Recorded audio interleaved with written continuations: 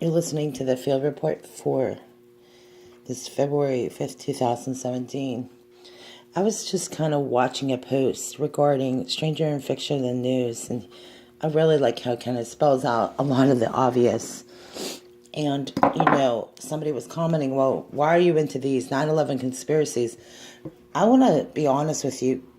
If anyone thinks we're even going down that road, first of all, I don't know enough about politics or any of this to assume I know what happened. I'm not one of those, okay? I don't just go along with everything I see and hear on the internet, by the way. But what I do want to say is it's worth making sure everything's out on the table. You can weigh it out for yourself, but that's not going to happen. We know that. I mean, that's why they call it secret, and that's why they call it spying. I certainly wouldn't even know where you would start with all that, personally. But I do know that one of the key things to the safety and security of your leaders, political leaders, is that they won't bend under pressure if something is happening where they're being manipulated. And that probably would explain why so many people are concerned about the topic and why it's trending the way it is. Mark Levin came out and he laid out an excellent case for why terrorism and wiretapping are both one and the same. But I want to tell you, the kind of satellite and the ability to track information is just incredibly, well, the technology is there. So it's going to happen, but when it is a form of sabotage, which I think that's all that was. See, I'm looking back at what the actions, not just who Barack Obama and what was going on with Donald Trump before he became president. It's the actions. It was the executive orders, and then you hear about the FISA court and how he went to them one time. I remember that was like, I don't know if that was early. I don't know if that was in August. Somebody said, I think somebody has better information there. But bugging Trump Tower, that's pretty big. So anyway, some other people are asking a question. Well, how do you trust Trump? I say it like this. He's putting himself in a very, very dangerous position, personally. I guess my concern is the people around him.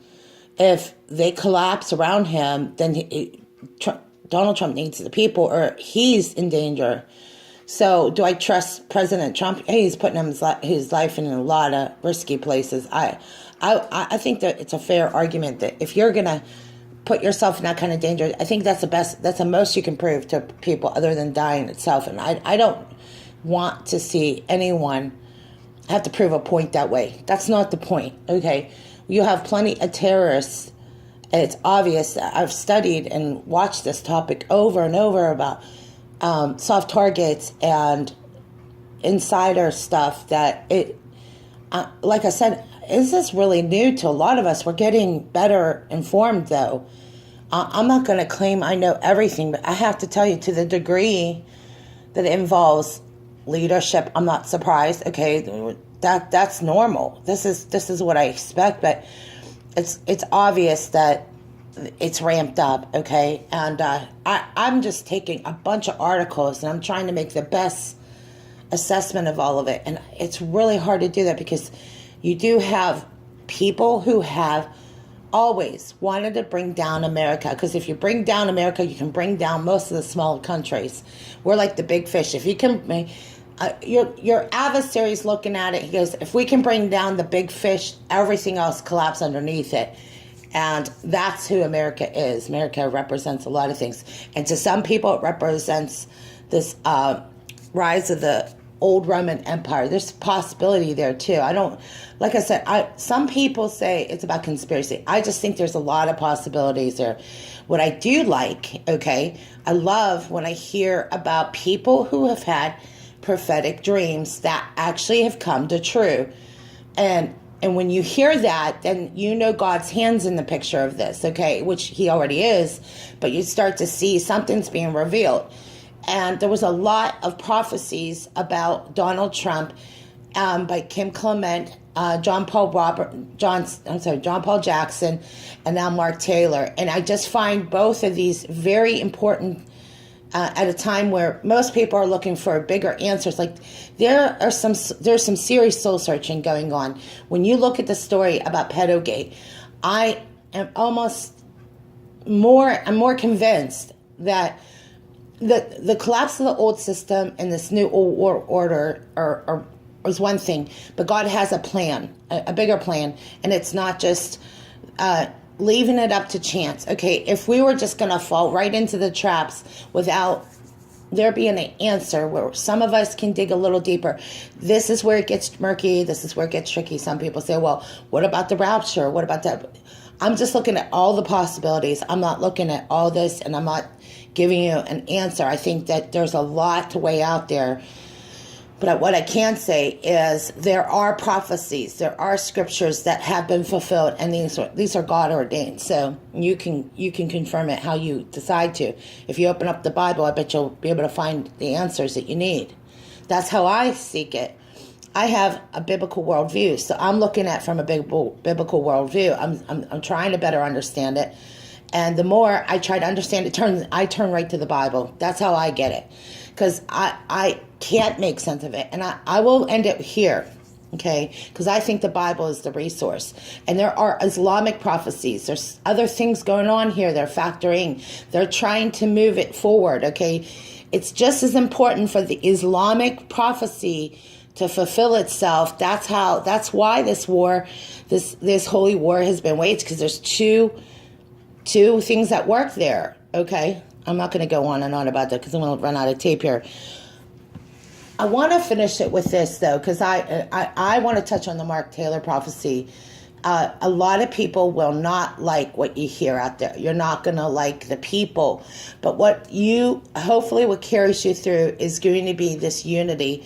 You're going to have to look beyond your personal conflicts. If you think that people are going to agree with you and you don't give them a way out, or you're the kind of person who's just going to call them a conspiracy theory when you don't even know the definition of what a conspiracy is, it's actually a tactic. It's a form of controlling people.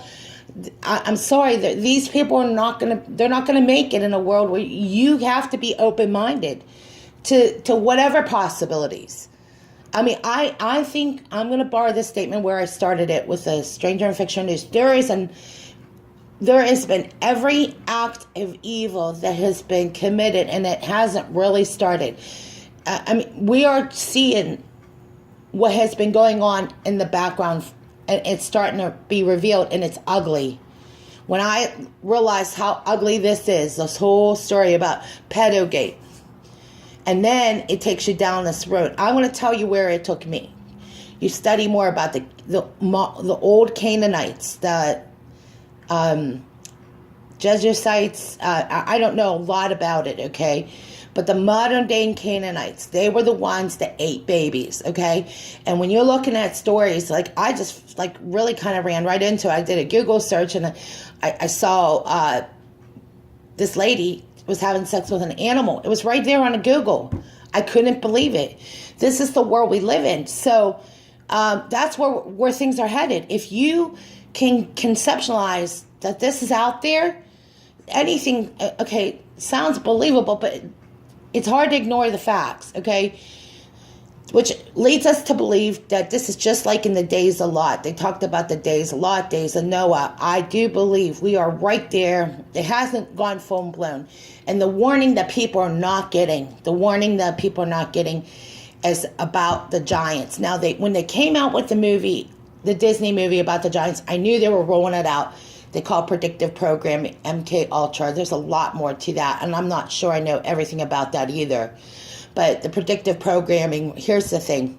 When I saw that they're rolling out that movie, this was probably end of summer, early fall, about the giants, I knew they were conditioning. This is why it's so hard to talk to people, because they are become so used to watching TV news, cartoons, and things without questioning, just think it's a form of entertainment. That, people, they call programming for a reason. Me, personally, I don't judge everything. I don't look at everything. But I have a pretty I have a working knowledge and understanding that I need to know going forward, well, how I'm going to handle this. I'm going to tell you, I cannot watch news every day and wait for the next shoe to drop. Here's how I know it works. You have preparation. This is part of everyday routine. You start to make it a way of life. You're not going to be waiting for the next worst news story. You're prepared. You should always make sure you do an inventory, do your bills, take care of house. It says occupy till the Lord comes. To me, we are in the moment where we're going to have to make adjustments. We're going to have to, if you have people around you that don't believe it, that's not for you to convince them. To me, there comes a point where somebody said, stop praying for these people. Stop telling them what's going on. Stop warning them. The warnings have been out there for so long at this point. If they're not in occupation mode, they're going to protect their environment in their home. They're going to protect their children. I don't know if there is enough information out there to convince the other ones. I don't have to wait till the next news story drops.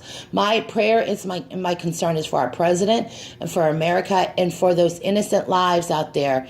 For me, it's about praying, and I pray all of you are equipped. I don't expect you to, but I pray that you have Jesus Christ. And if you haven't asked Jesus into your heart, please do. Repent and ask for Jesus to come in your heart, that he would save you, according to Romans 8.